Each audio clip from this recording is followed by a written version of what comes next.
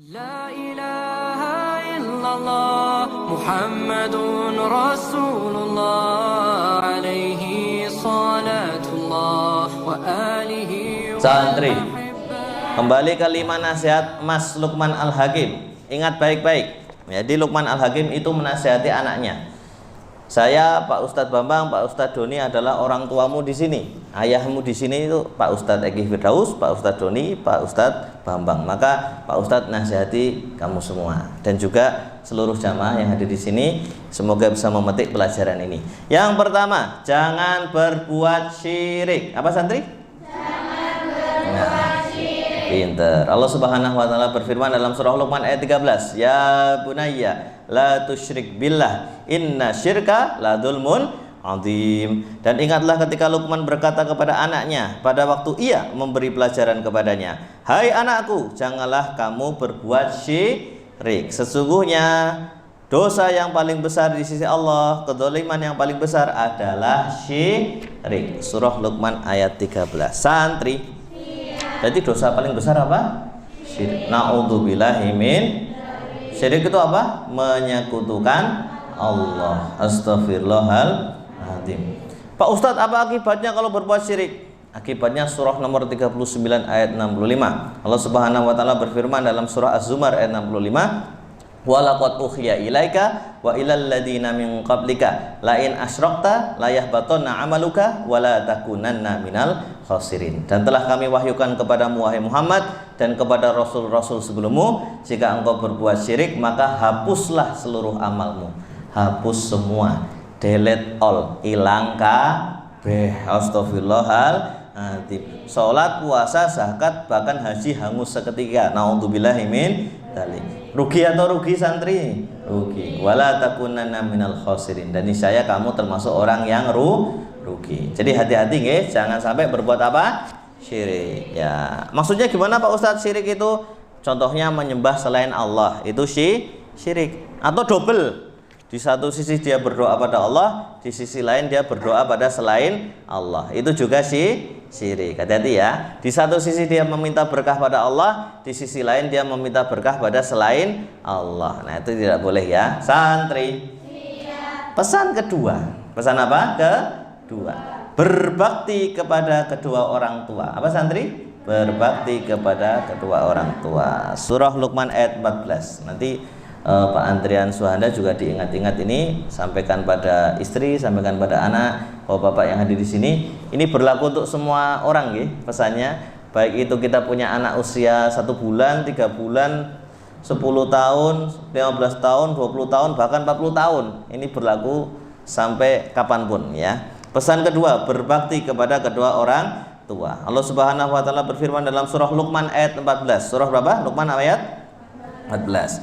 "Dan kami perintahkan kepada manusia berbuat baik kepada dua orang tua, orang ibu bapaknya. Ibunya telah mengandungnya dalam keadaan lemah yang bertambah-tambah dan menyapihnya dalam usia 2 tahun.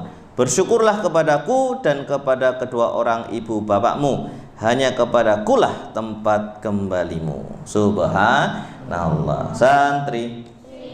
Jadi ini penting sekali nggih, berbakti kepada kedua orang tua kita. Ibu kita melahirkan dalam keadaan susah payah, dalam keadaan lemah, 9 bulan berat ya. Kemudian melahirkan bertaruh nyawa, keluarlah bayi.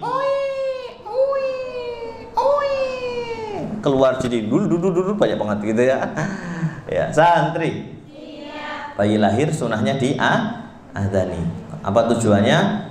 Ya, dalam hadis sahih disebutkan karena bisa mengusir setan. Dan agar apa? Kalimat yang pertama didengar bayi adalah kalimat tauhid. Allahu akbar, Allahu akbar, Allahu akbar, Allahu akbar, asyhadu an la ilaha illallah.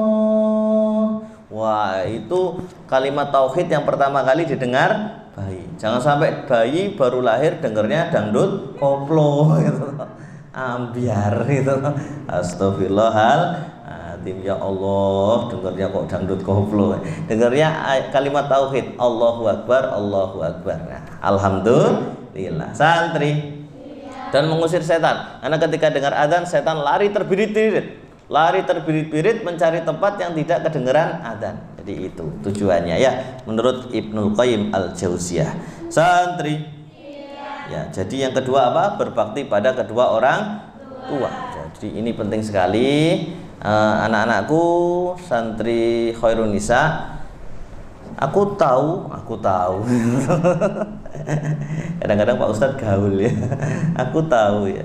Pasti kamu sedih kalau Ustadz cerita ini. Tapi gini loh, Nabi Muhammad SAW itu anak yatim, bahkan bukan yatim lagi, yatim piatu, karena beliau yatim ketika ibunya mengandung, ayahnya wafat. Kemudian ketika usia 6 tahun, ibunya namanya siapa? Ibunya Nabi Muhammad SAW namanya siapa? Aminah. Ayahnya siapa? Abdullah. Ibunya Aminah juga wafat, yatim piatu. Jadi santri Khairun Nisa harus jadi orang yang kuat, hebat, insya Allah. Karena orang yang yatim piatu atau yatim itu insya Allah lebih kuat, lebih hebat, lebih mantap, lebih kuat mentalnya. Allahumma amin. Nabi Muhammad SAW juga yatim piatu, maka kita disuruh untuk menyayangi anak yatim. Jadi Pak Andrian Suhanda, ini kami sudah lama sekali ya Pak Ustadz Bambang, berdiri tahun 97 di sini. Tujuannya adalah kita ingat sekali hadis dari Nabi Muhammad SAW riwayat Bukhari. Aku dan orang yang menyayangi anak yatim, aku dan orang yang mengurusi anak yatim, kelak di surga kedudukannya demikian. Nabi Muhammad SAW menunjukkan jari telunjuk dan jari tengah dan agak merenggangkan sedikit. Artinya apa? Kedudukannya kelak dekat dengan Nabi kita Nabi Muhammad SAW di surga. Allahumma amin. Jadi nanti anak-anakku santri, jangan lupa doakan nggih Pak Ustadz Egi Firdaus, Pak Ustadz Doni, Pak Ustadz Bambang, Pak Andrian Suhanda sekeluarga didoakan agar nanti bisa bareng-bareng ke surga ya. Allahumma amin. Dekat dengan Nabi Muhammad SAW. Allahumma amin. Berbakti pada dua orang